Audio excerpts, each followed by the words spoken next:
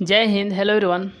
तो आज हम लोग देखेंगे कि जो उपसर्ग है और प्रत्यय है। तो सबसे पहले देखेंगे कि उपसर्ग और इसके बाद में देखेंगे प्रत्यय। देखिए प्रत्यय,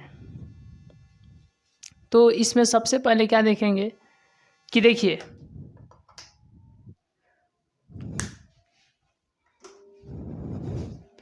कि उपसर्ग और प्रत्यय, इसमें सबसे पहले हम लोग देखेंगे कि प्रत्यय जो है, जैसे कि एक क्या है, यह एक कोई गाड़ी है, ठीक है।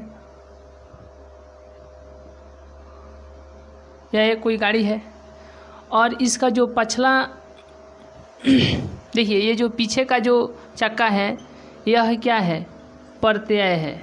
लेकिन जो आगे का जो चक्का है यह क्या है, उपसर्ग है। यानी जो आगे लगता है यह क्या है, उपसर्ग। यह क्या है, उपसर्ग है। उपसर्ग। तो जो चक्का एक गाड़ी है और जो चक्का आगे लगेगा उसको क्या बोलेंगे, उसको उपसर्ग बोलेंगे। और जो पीछे लगेगा उसको क्या बोलेंगे, प्रत्यय बोलेंगे। तो आइए इसको समझते हैं। देखिए, तो आइए हम लोग समझते हैं कि उपसर्ग क्या है और प्रत्यय क्या है। देखिए, उपसर्ग यानी वह शब्दांश है, उपसर्ग भी और प्रत्यय भी, ये दोनों शब्दांश है। मतलब जो शब्दांश किसी शब्द के आगे लग जाए उसे उपसर्ग बोलते हैं, लेकिन जो शब्दांश किसी शब्द के पीछे लगे तो उसे क्या बोलते हैं, प्रत्यय। देखिए, ये जो उपसर्ग और जो प्रत्यय है, जो उपसर्ग और प्रत्यय है, 10th क्लास के जो लगभग पिछले 10-12 साल यानी 10-12 वर्ष के दौरान जो क्वेश्चन प्रत्यय और उपसर्ग से पूछा जा रहा है, सिर्फ़ और सिर्फ हम उन्हीं क्वेश्चनों की चर्चा करेंगे। लेकिन उससे पहले हम लोग समझ लेते हैं कि प्रत्यय क्या है और उपसर्ग क्या है। देखिए, उपसर्ग जो है, उपसर्ग यह किसी शब्द के आगे जुड़कर और उस शब्द का एक विशेष अर्थ प्रकट करता है। लेकिन प्रत्यय जो है यह किसी शब्द के पीछे जुड़कर यानी अंत में जुड़कर उस शब्द का एक अलग अर्थ प्रकट करता है। तो उपसर्ग जो है आगे लगता है और प्रत्यय जो है कहाँ लगता है, पीछे लगता है। तो आइए अब इसको हम लोग देखते हैं बारीकी से। सबसे पहला क्या है, सबसे पहला है उपसर्ग। उपसर्ग जैसे क्या है, उपसर्ग का उदाहरण क्या है। देखिए, उपसर्ग का उदाहरण है जैसे अन, ठीक है, और यहाँ पर है बन। तो ये एक अलग शब्द है, लेकिन यह जो बन शब्द है, इसके आगे जोड़ देंगे अन, तो ये हो जाएगा अनबन। क्या हो जाएगा, अनबन। क्या हो जाएगा, अनबन। तो यह जो अन है यह क्या है, यह है उपसर्ग, क्योंकि इसके आगे जुड़ गया तो यह क्या हो गया, उपसर्ग। उसके बाद में 2 नंबर में क्या है कि प्रत्यय। क्या है, प्रत्यय। तो देखिए, प्रत्यय का उदाहरण जैसे है, जैसे क्या है, भाला। क्या है, भाला मीन्स होता है भाला करना, और यहाँ पर जो है आई, ठीक है। तो इसको मिलाएंगे तो क्या हो जाएगा, भलाई, ठीक है। तो यह जो ई जो जुटा है, मतलब आई यही क्या है, इसके अंत में जुटा है, तो यह कहलाएगा प्रत्यय। यह क्या कहलाएगा, प्रत्यय। तो देखिए, अब यहाँ पर उपसर्ग और दूसरा क्या, प्रत्यय। हमें उम्मीद है कि आपको बहुत अच्छे तरीके से क्लियर हुआ होगा। आइए अब इसको समझते हैं कि जो प्रत्यय जो है यह 2 तरीके का होता है। प्रत्यय जो है यह कितने तरीके का होता है, ये 2 तरीके के, यानी यह 2 प्रकार का होता है। पहला जो है, तो पहला है कृत प्रत्यय, और दूसरा जो है वह है उद्धित प्रत्यय। तो अब देखिए, कृत प्रत्यय क्या है कि जब मतलब जो प्रत्यय किसी संज्ञा या विशेषण के, देखिए कृत प्रत्यय क्या है, मतलब जो प्रत्यय किसी संज्ञा या विशेषण के, चलिए तो अब यहाँ पर देखिए कि कृत प्रत्यय क्या है, तो मतलब जो प्रत्यय किसी क्रिया के मूल धातु के अंत में लगे, यानी क्रिया के मूल धातु के अंत में, क्रिया के मूल धातु के अंत में, मूल धातु के अंत में लगे, जो प्रत्यय क्रिया के मूल धातु के अंत में लगे उसे क्या कहते हैं, कृत प्रत्यय कहते हैं। उसके बाद में क्या है, 2 नंबर में क्या है, 1 नंबर में कृत प्रत्यय, 2 नंबर में उद्धित प्रत्यय, ठीक है, 2 नंबर में उद्धित प्रत्यय।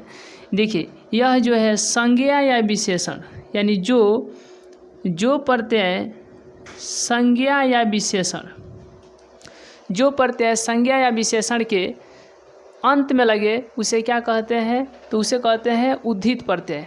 तो आइए अब इसको यहाँ से इतना के बाद हम लोग देखते हैं कि सबसे पहले क्या समझे, कि सबसे पहले समझे क्या, उपसर्ग, उसके बाद में क्या, तो उसके बाद में हम लोग देखें प्रत्यय। देखिए उपसर्ग जो है, देखिए 1 नंबर में हम लोग क्या देखें, उपसर्ग, ठीक है, और 2 नंबर में क्या देखें कि प्रत्यय, 2 नंबर में प्रत्यय। ये देखिए इसका उदाहरण क्या है, तो इसका उदाहरण है अनबन, क्या है, अनबन, ठीक है, और बहुत सारे उदाहरण हो सकते हैं, लेकिन यहाँ पर हम लोग क्या देखें, अनबन। तो बन मीन्स होता है बन, ठीक है, याद रखिएगा। और इसके पहले क्या जुटा है, अन का क्या अर्थ होता है, अन का अर्थ ऐसे पता चलिए नहीं रहा है, लेकिन फिर इसके आगे जुट गया है तो ये हो गया है अनबन, ठीक है। तो ये जो कहलाएगा अनबन, इसमें जो अन जुटा है यह शब्द के पहले जुटा है, ठीक है। तो ये क्या कहलाएगा कि उपसर्ग क्या कहलाएगा, अन क्या कहलाएगा, उपसर्ग कहलाएगा। प्रत्यय का उदाहरण हम लोग क्या देखे थे, तो देखिए प्रत्यय का उदाहरण हम लोग देखे थे, ये देखिए भाला, ठीक है, इसमें आई जुट गया, ठीक है, तो क्या हो गया, भालाई, क्या हो गया, भालाई। तो यह जो ई है, ई मतलब ये नहीं, आई है ये, ठीक है, आई। अब आप लोग पढ़े होंगे संधि वगैरह, तो उसमें देखे होंगे कि आ और आ जुट करके, आ प्लस में आ जुट करके क्या बनाता है, आ बनाता है, ठीक है। तो अगर इसको तोड़ेंगे तो इसमें भी आ है, आ प्लस में आ, तब न हुआ है आ, ठीक है। तो ये बहुत डीपली चीज़ है जो कि संधि में इसको देखा जाता है। देखिए उपसर्ग, तो ये जो पहला है अन, ये क्या है, उपसर्ग है। प्रत्यय, तो इसमें जो लास्ट में जो जुटा है ई यानी आई, यह क्या है, प्रत्यय है।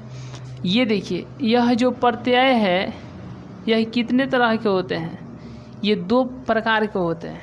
पहला जो है उसको हम लोग बोलते हैं कृत प्रत्यय, कृत प्रत्यय, और दूसरा जो है उसको क्या बोलते हैं, उसको बोल देते हैं उद्धित प्रत्यय, ठीक है, उद्धित प्रत्यय।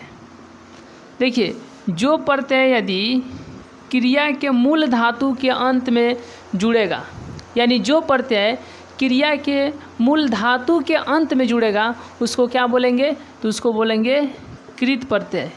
लेकिन जो प्रत्यय किसी संज्ञा या विशेषण, किसी संज्ञा या विशेषण, किसी संज्ञा या विशेषण के अंत में जुड़ेगा उसको क्या बोलेंगे, तो उसको बोलेंगे उद्धित प्रत्यय, ठीक है।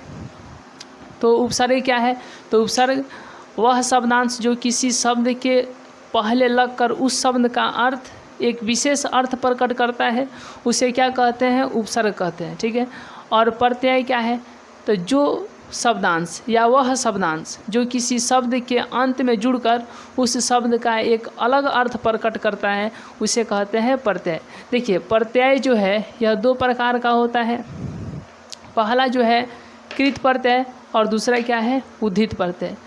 अब आइए यहाँ से हम लोग देखते हैं कि एग्ज़ाम में, यानी पिछले जो 10-12 वर्ष में, 10-12 वर्ष के दौरान जो 10th क्लास के प्रत्यय और उपसर्ग से जो क्वेश्चन पूछा गया है और किस प्रकार के क्वेश्चन पूछा गया है, आइए उसको सॉल्व करते हैं और समझते हैं कि उसको कैसे बनाया जाता है। यदि आप चाहते हैं कि इन सारे जो भी टॉपिक है, इन सभी टॉपिक का यदि आप PDF चाहते हैं, ठीक है, तो आप 88 73 74 10 70 इस पर आप संपर्क कर सकते हैं, या इस मैसेज पर आप सिर्फ 10th जो है PDF लिख कर के व्हाट्सअप कर सकते हैं, या इसी नंबर पर जैसे ही आप टेलीग्राम से जुड़िएगा वहाँ पर आपको ऑलरेडी सब कुछ जानकारी के लिए मिल जाएगा। तो 88 73 74 10 70 इस पर आप सिर्फ व्हाट्सएप पर एक मैसेज कीजिए या टेलीग्राम पर जुड़िए, आपको वहाँ से हर एक प्रकार की जानकारी मिल जाएगी। तो देखिए, उपसर्ग जो है किसी शब्द के पहले ट्रिक के लिए, प्रत्यय जो है किसी शब्द के बाद में। प्रत्यय दो प्रकार का होता है। यदि मूल धातु यानी क्रिया के मूल धातु के अंत में जुटेगा तो वह जो प्रत्यय होगा कृत प्रत्यय होगा, लेकिन अगर संज्ञा या विशेषण के अंत में जो प्रत्यय जुटेगा वह होगा उद्धित प्रत्यय। आइए अब हम लोग देखते हैं कि यानी पिछले 10-12 वर्षों में यानी इस प्रकार के क्वेश्चन पूछा गया है, तो वो किस प्रकार के क्वेश्चन है और उसको सॉल्व करेंगे। तो सबसे पहले यहाँ पर देखिए, सबसे पहला क्वेश्चन क्या है कि आमरण शब्द में उपसर्ग है। बताइए आमरण शब्द में कौन सा उपसर्ग है। ऑप्शन नंबर ए आ, ऑप्शन नंबर बी माँ, ऑप्शन नंबर सी ईमा और ऑप्शन नंबर डी बड़ी ईमा यानी बड़ी ई से ईमा है। तो बताइए, यानी आमरण जो शब्द है यहाँ पर आमरण, ठीक है, इस आमरण शब्द में कौन सा उपसर्ग है। देखिए, उपसर्ग कहेगा तो पहले खोजेंगे, यानी जो शब्द है उस शब्द के पहले कौन सा मतलब कि शब्दांश जुड़ा हुआ है, ठीक है। देखिए, मरण मीन्स क्या होता है, मरण मीन्स यानी मरण मृत्यु, ठीक है, लेकिन इसमें यह जो आ जुटा है आ, ठीक है, यही आ क्या है उपसर्ग है। तो इसका सही जवाब कौन सा होगा, ऑप्शन नंबर ए, यानी आमरण शब्द में आ उपसर्ग है। नेक्स्ट क्वेश्चन है क्वेश्चन नंबर 2। तो देखिए क्वेश्चन नंबर 2 क्या है। क्वेश्चन नंबर 2 कहता है कि वास्तविक शब्द में प्रत्यय है। बताइए वास्तविक शब्द में प्रत्यय, प्रत्यय बोलिए यानी जो शब्द के बाद जुटता है। तो सबसे पहले यहाँ पर देखिए वास्तविक, ठीक है, इसको जब हम लोग तोड़ेंगे तो यह होगा वास्तव, वास्तव, ठीक है। हर्षई से है यानी इधर हर्षई से है तो हर्षई का हो जाएगा छोटी ई, ठीक है, और यहाँ पर क है तो क, समझ आ गया।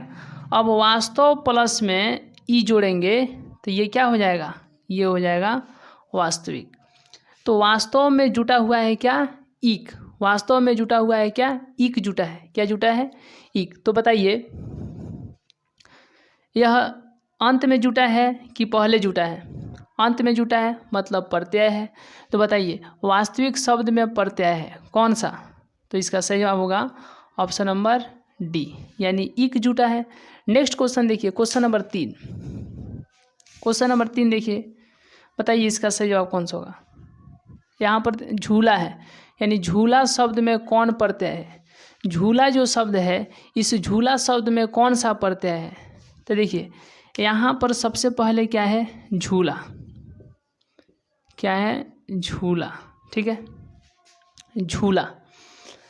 तो यहाँ पर इसको जब तोड़ेंगे तो झूला प्लस में आ, तो यहाँ पर जो होगा जैसे यहाँ पर झूल यानी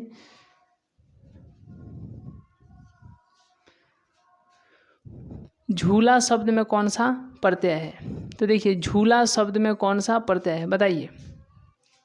तो झूला जो है इसको जब तोड़ेंगे तो झूल प्लस आ यानी क्या आएगा, क्या आएगा, आ आएगा। यानी क्वेश्चन नंबर 3 इसमें जो प्रत्यय है वह आ प्रत्यय है। नेक्स्ट क्वेश्चन है क्वेश्चन नंबर 4 देखिए।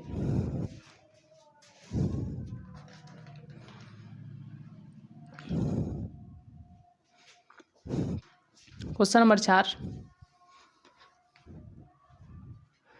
कि निह उपसर्ग के योग से बना शब्द है। बताइए, निह जो उपसर्ग है इससे बना हुआ शब्द कौन सा है? तो निह जो है इसमें तो निह नहीं है, इसलिए यह नहीं होगा। इसमें भी निह नहीं है, यानी इस तरीके से देखिए नहीं है तो ये भी नहीं होगा। इसमें भी नहीं है, ये भी नहीं होगा।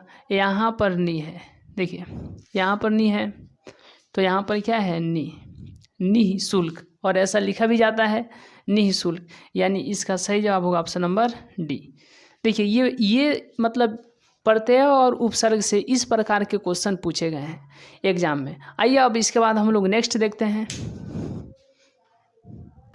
देखिए अब क्वेश्चन नंबर यहाँ पर नेक्स्ट क्वेश्चन नंबर 5 है कि अधिकार शब्द में उपसर्ग है। बताइए अधिकार जो शब्द है इसमें कौन सा उपसर्ग है? तो यहाँ पर सबसे पहले हम लोग चर्चा करते हैं अधिकार की। ठीक है, यहाँ पर क्या है? अधिकार। तो अधिकार में यानी किसमें? अधिकार में। यह जो अधिकार है, जैसे ही कहेगा कि उपसर्ग खोजने के लिए, तो उपसर्ग मतलब क्या कि पहले देखेंगे। ठीक है, यानी शब्द के पहले। तो अब यहाँ पर गौर कीजिए, यह जो कार है, कार मतलब तो अर्थ समझ में आता है कि कार, लेकिन अधि मतलब क्या समझ में आता है? अधि मतलब कुछ समझ में आता है? नहीं आता है। और यह पहले जुटा है, यानी पहले जुटा है मतलब यह क्या है? उपसर्ग है। तो यहाँ पर अधिकार में जो पहले जुटा हुआ उपसर्ग है, यानी अधिकार में जो उपसर्ग है वह क्या है? अधि है। क्या है? अधि। तो हर्षई से है कि दीर्घई से? हर्षई से है, मतलब दीर्घई वाला नहीं होगा, यानी हर्षई वाला होगा। ठीक है, ऑप्शन नंबर सी। अब देखिए नेक्स्ट क्वेश्चन है, क्वेश्चन नंबर यहाँ पर 6 नंबर में। देखिए 6 का आंसर कौन सा होगा? अवकाश शब्द में उपसर्ग है। बताइए अवकाश जो शब्द है इसमें कौन सा उपसर्ग है? तो यहाँ पर सबसे पहले हम लोग देखेंगे अवकाश। क्या देखेंगे?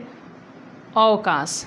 ठीक है, तो काश मतलब तो समझ में आता है कि यहाँ काश कुछ होता है, जैसे कहा जाता है काश मतलब ऐसा कहा जाता है ना कि काश हम ये होते वो होते। ठीक है, तो काश मतलब समझ में आता है, लेकिन बोल दिया है यहाँ पर अवकाश, यानी अवकाश में जो पहले आपको अव दिखाई दे रहा है इसका अर्थ कुछ समझ में आता है? नहीं आता है। और यह शब्द के पहले जुटा हुआ है, शब्द के पहले जुटा हुआ है। ठीक है, तो यह हो गया उपसर्ग, यानी अवकाश में जो उपसर्ग है वह क्या है? अव है। क्या है? अव है, यानी option number B. Next question है, देखिए क्वेश्चन नंबर यहाँ पर 7। चलिए आप इसका स्क्रीनशॉट लेते चलिए। बता दिए हैं कि 88, 73, 74, 10, 70 पर आपको किसी भी प्रकार की, यानी ये जो है ये प्रत्यय और उपसर्ग का जो भी आपको पीडीएफ चाहिए, या 10th क्लास के जो भी यह जो मिक्सचर चल रहा है किसी भी सब्जेक्ट का, किसी भी पार्ट का, चाहे वो ऑब्जेक्टिव हो, चाहे सब्जेक्टिव हो, चाहे वो कोई भी टॉपिक है, यानी टॉपिक से रिलेटेड कोई भी परिभाषा हो, यदि आपको इस प्रकार की पीडीएफ चाहिए तो आप 88, 73, 74, 10, 70 पर व्हाट्सएप से जुड़िए, या फिर वहाँ पर आप टेलीग्राम से जुड़िए, या हो सके तो संपर्क भी कर सकते हैं। 88, 73, 74, 10, 70। चलिए देखिए नेक्स्ट क्वेश्चन है, क्वेश्चन नंबर 7 कि पराजय में कौन सा उपसर्ग है? बताइए पराजय में कौन सा उपसर्ग है? अब देखिए यहाँ पर पराजय। ठीक है, पराजय में कौन सा उपसर्ग है? देखिए जय मतलब तो समझ में आता है कि हाँ जय मीन्स होता है जय जय, यानी जीता जाता है, तो जयकारा यानी जय जय कहा जाता है। ठीक है, लेकिन पारा मतलब समझ में आता है आपको? नहीं, और यह पहले जुटा है, यानी पराजय में जो उपसर्ग होगा वह क्या होगा? परा होगा। क्या होगा? परा, यानी यह पराजय में कौन सा उपसर्ग है? तो परा है, यानी ऑप्शन नंबर बी। देखिए नेक्स्ट क्वेश्चन है, क्वेश्चन नंबर 8 कि अधर्म में कौन सा उपसर्ग है? बताइए धर्म मीन्स तो धर्म होता है, ठीक है, लेकिन इसके पहले जुटा है अ, यानी यह क्या है? अ, यही अ क्या है? उपसर्ग है। तो अधर्म में कौन सा उपसर्ग है? तो अधर्म में अ उपसर्ग है, यानी ऑप्शन नंबर ए। देखिए नेक्स्ट क्वेश्चन है, क्वेश्चन नंबर 9। क्वेश्चन नंबर 9 का कौन सा सही है? ऑप्शन नंबर ए सही है कि बी, कि सी, कि डी? चलिए लिखा क्या है यहाँ पर है लिखाई। ठीक है, देखिए यहाँ पर जो है लिखा प्लस में आई, इसको जब जोड़िएगा तो क्या होगा, लिखाई होगा। तो लिखा यह पहले है, लास्ट में क्या है, आई। ठीक है, बताइए यह जो आई है यह लास्ट में है, मतलब उपसर्ग यहाँ पर बोल दिया है। एक मिनट यहाँ पर देखना पड़ेगा, लिखा में कौन सा उपसर्ग होगा जी। देखिए उपसर्ग नहीं होगा, यहाँ पर क्या होगा, प्रत्यय। क्या, प्रत्यय,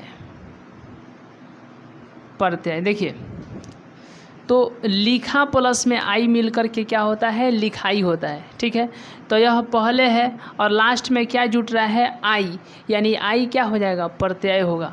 तो लिखाई में कौन सा प्रत्यय है, तो लिखाई में आई प्रत्यय है, यानी ऑप्शन नंबर डी। देखिए नेक्स्ट क्वेश्चन है क्वेश्चन नंबर 10 कि अनुज शब्द में उपसर्ग है। तो यहाँ पर क्या है, अनुज, अनुज। अब इसमें कौन सा उपसर्ग है, देखिए इसमें जो उपसर्ग है वह क्या है, अनु है। ठीक है, अनुज में कौन सा उपसर्ग है, अनु। क्या है, अनु। चलिए option number B. Question number 11 है कि गुणवान में कौन सा प्रत्यय है, प्रत्यय पूछा है। तो देखिए यहाँ पर क्या है, गुणवान। ठीक है, क्या है, गुणवान। गुण मीन्स तो समझ में आता है, लेकिन वान मीन्स समझ में आता है नहीं। तो यह जो लास्ट में जुटा है यानी गुणवान में जो प्रत्यय होगा वह क्या होगा, वान होगा। क्या होगा, वान, यानी option number D, option number D. आइए अब यहाँ से नेक्स्ट क्वेश्चन देखते हैं। देखिए अब नेक्स्ट क्वेश्चन है कि दुर्लभ में कौन सा उपसर्ग है, बताइए। क्वेश्चन नंबर 12 जो है दुर्लभ में कौन सा उपसर्ग है। तो सबसे पहले यहाँ पर देखिए कि क्या है, दुर्लभ। ठीक है, दुर्लभ। इसमें पूछा क्या है, उपसर्ग, यानी पहले देखना है। तो लभ मीन्स आप लोग समझते हैं, लव मीन्स एक तरह से लाभ। ठीक है, अब यहाँ पर इसको जब छटकाएंगे तो यहाँ से आएगा दू, यानी दहरसऊ दू आएगा। और यह जो र है यह क्या है, आधा र है। तो यह जो निकला लभ में उपसर्ग जो है, लभ में जो उपसर्ग है वह क्या है, दूर है। ठीक है, यह तो होगा नहीं, बताइए। ये दहरसऊ दू है और आधा र है, यहाँ से दहरसऊ दू आधा र, यानी इसका सही जवाब होगा ऑप्शन नंबर बी। सी और डी नहीं होगा। चलिए अब इसके बाद नेक्स्ट क्वेश्चन का आंसर बताइए, क्वेश्चन नंबर 13 का, कि सही जवाब कौन सा होगा। देखिए यहाँ पर लिखावट में कौन सा उपसर्ग है, लिखावट में जो है वो कौन सा उपसर्ग है। यहाँ पर देखिए लिखावट, क्या, लिखावट, लिखावट, लिखावट। यहाँ पर सबसे पहले क्या है, लिख, लिख यानी लिखना, और इसमें आकार है तो आ, व, अट, यानी लिखावट में जो उपसर्ग है वह क्या है, आवट है, यानी वट नहीं है, आवट नहीं है, आवट है। ऑप्शन नंबर सी, यानी आवट है। तो लिखावट में कौन सा उपसर्ग है, तो लिखावट में आवट उपसर्ग है। देखिए अब नेक्स्ट क्वेश्चन का सही जवाब बताइए।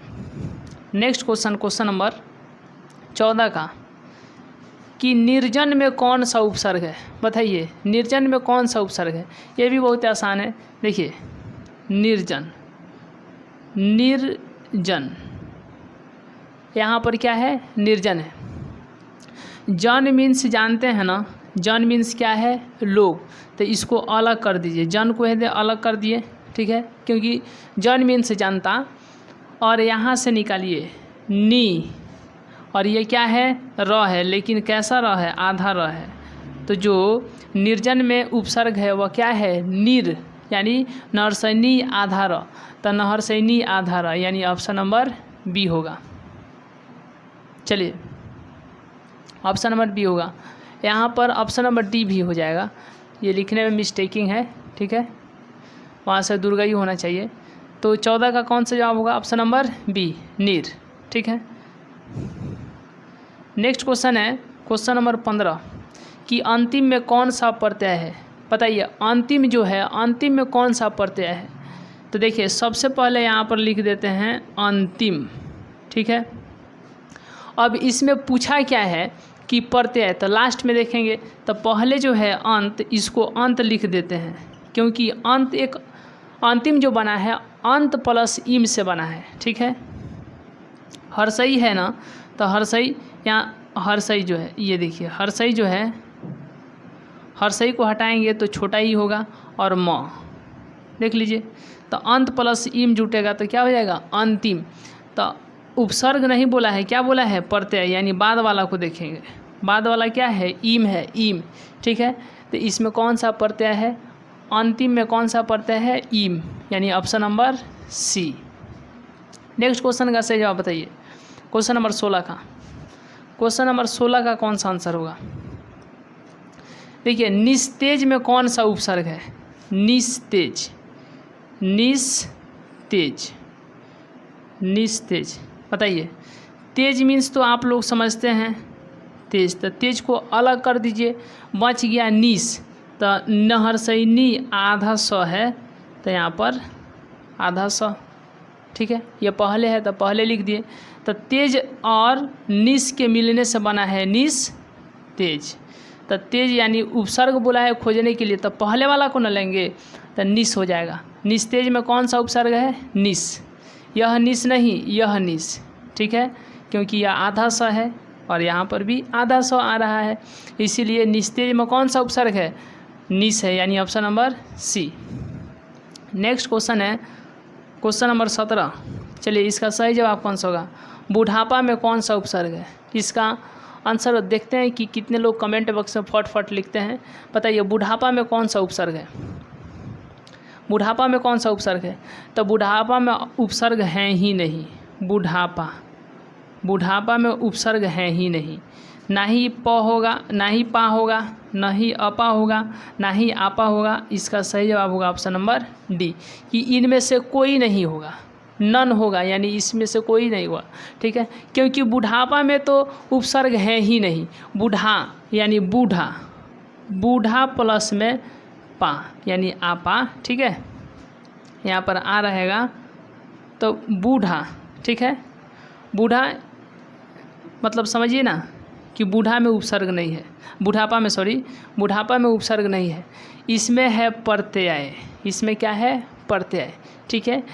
और कौन सा है तो पा हो जाएगा, प्रत्यय कौन सा होगा पा, लेकिन बुढ़ापा में उपसर्ग है, कौन सा उपसर्ग है तो इसमें कोई उपसर्ग नहीं है, इसीलिए इसका सही जवाब ऑप्शन नंबर डी।